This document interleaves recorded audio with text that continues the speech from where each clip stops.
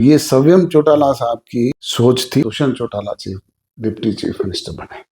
मैंने कुछ आपके पुराने साथियों से पता किया, तस्दीक आप करेंगे बात सच है झूठ है।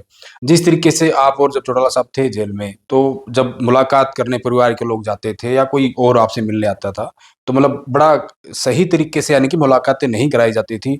कोई मतलब पुराना कमरा है, लंबे समय से बंद पड़ा है, बड़ी खराब हालत में जाले लगे हुए हैं, जानबूझकर टॉर्चर करने के लिए यानी कि इस तरह की ट्रीट ये किया जाता था। ये बातें सच है या नहीं?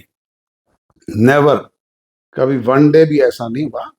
हमारी तो ड्यूटी में मुलाकात होती थी सुप्रीडेंट के रूम में या डिप्टी सुप्रीडेंट के रूम में। कभी एक दिन भी हमें इस तरीके से ट्रीट नहीं किया गया।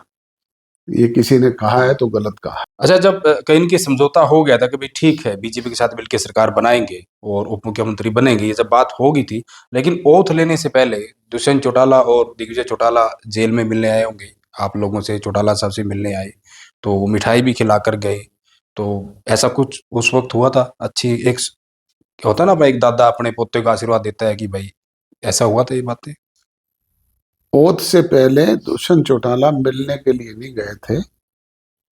ये मैंने चौटाला साहब को कहा था कि इस तरीके से 10 विधायक हमारे चुनने के बाद भारतीय जनता पार्टी की तरफ से हमें ये ऑफर मिली है कि डिप्टी चीफ मिनिस्टर का पद आपकी पार्टी को दिया जाता है जी।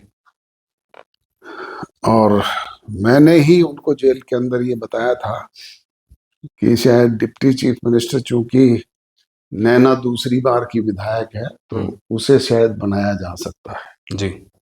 तो ये सव्यम चौटाला साहब की सोच थी और उन्होंने मुझे ये कहा, भाई अजय, मैं तो ये चाहता हूं कि Dushyant Chautala deputy chief minister बने।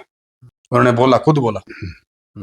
लेकिन प्रचार कुछ और किया गया। अब वो प्रचार कुछ भी हो, जो बात जी जी जी फैक्ट है, जो मेरे और उनके बीच की है, वो मैंने आपको बताई।